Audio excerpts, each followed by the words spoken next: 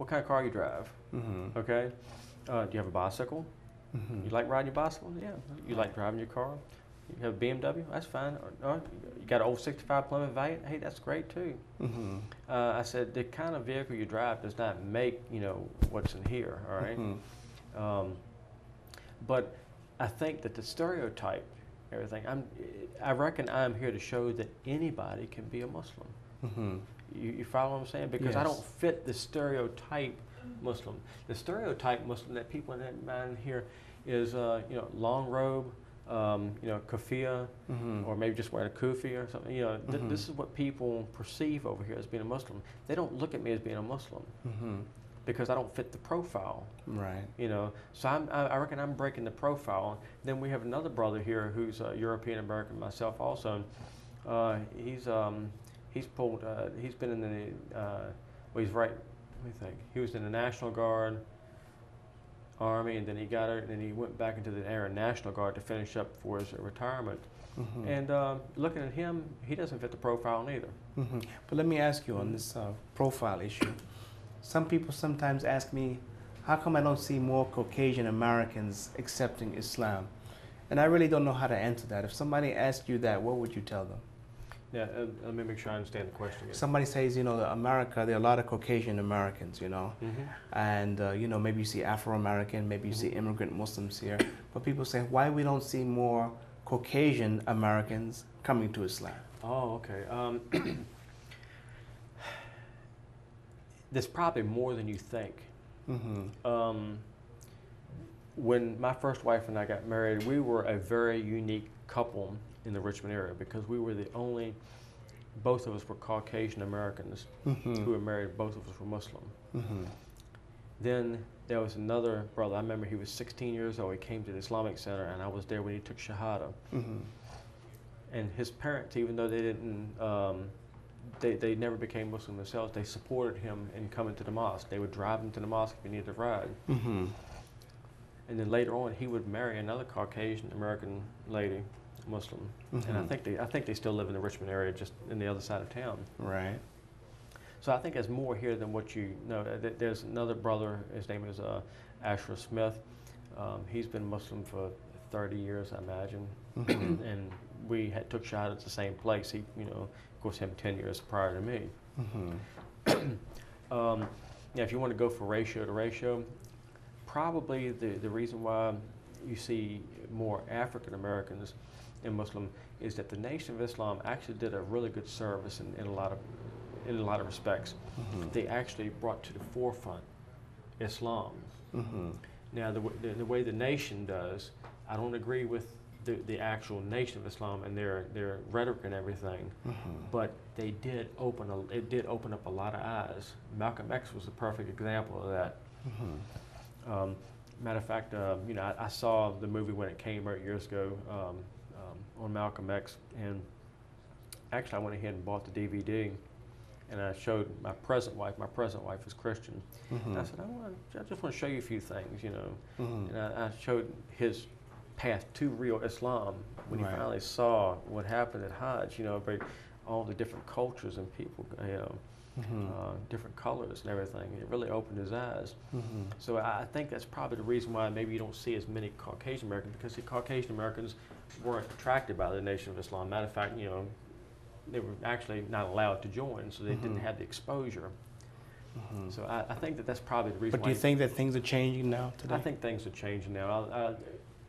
When I come to the mosque here, I see more and more, white European Americans, coming to the mosque, and overall in general, through there, not just this particular one here. This mosque right here really is a melting pot. I mean, there's no one dominant group here. It's like it's just so almost evenly mixed. It's really nice. Now you talked about Malcolm X going on Hajj and Umrah, but have you ever been able to go on Hajj or visit Saudi Arabia yourself?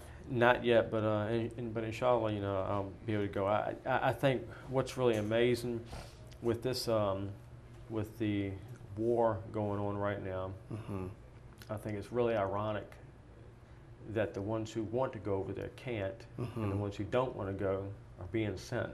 Right. I think it's really ironic. I know a couple of young gentlemen. Both of them are 20 years old. One of them is U.S. Army National Guard, got federalized, and he was deployed to Kuwait for 6 months, guarding a naval base. The other gentleman's 20 years old, second tour of duty in Iraq in Baghdad, United States Marine Corps. And what I got from the gentleman who's the Marine, I talked to him when he came back. The first time he came back, it was because his vehicle ran over an IED and he got burned up and bruised up real bad. They sent him home to recuperate. And I asked him, I said, you know, what's really going on over there? And I know that sometimes the news media and even people in Iraq try to make it look like we're the bad guys here, which, you know, I disagree with the war, but in some ways, you know, I was kind of glad to see that somebody was taken into power. But this gentleman said we're actually trying to help the people over there. He said when they're fired upon, he said they don't just arbitrarily fire back. He said it's really something. He said they have to get on the horn and call headquarters. Listen, we're being on fire. This is where we're at. Can we fire back? And they said, hang on a minute, we got to check. They said, we're still taking on fire. Can we fire back?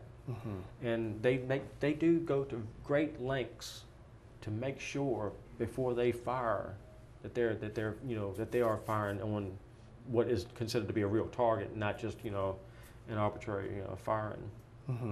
So I did learn a little bit about that from somebody who actually was in the middle of it. So. Now, also, you told me you're like an amateur astronomer. Just tell me a bit about looking to the stars and looking at those things, and how that also makes you to appreciate the perfection of Allah's creation. Oh yeah, definitely. I can't remember what sort of I used to know the name. I'm just having a moment right now, if you know what I mean. Allah subhanahu wa ta'ala says, can they not see? And he's talking to the learned people, the scholarly people. Can they not see that we created it all as one unit and then cleft it asunder? You know, it's Big Bang Theory right there.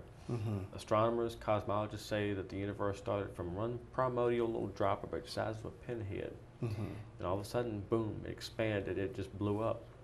Got cleft asunder by some power.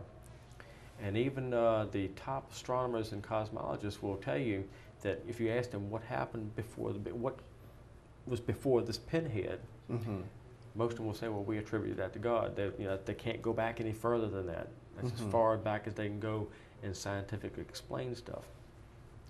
When I look at telescope, I look at you see Allah subhanahu wa ta'ala says that he created the universe and all is in between, or smoke. Well, you know, if you look in the telescope, you can see nebula. Nebula basically looks like smoke looking at it. It's dust particles, which coalesce, gravity pulls it in, coalesced it, and makes it into stars. You know, when they get the right you know, amount of pressure, you know, fusion starts happening. When that happens, you have an atomic explosion. You got a star is born.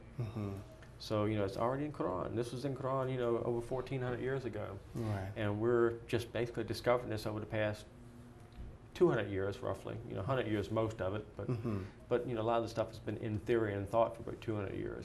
Right. And now, do you use your skills with the telescope to try to aid in the moon sighting for the, you know, important month, like in Ramadan and these things? I have a very powerful telescope. It's computerized. All I got to do is punch in the coordinates or something, it'll go straight to it. But for doing the months, you know, the lunar months every month, myself and several other brothers in the Richmond area, we have like a halal committee. We try to cite it. We call each other, let them know, yes, we saw it, no, we didn't. What time But you just don't do this when the time of Ramadan is approaching? No, we do it. We try to do it all throughout the whole entire year. Anyway, back to the telescope. We've talked about the halal committee. Well, I got a very powerful telescope. I can point it anywhere I want.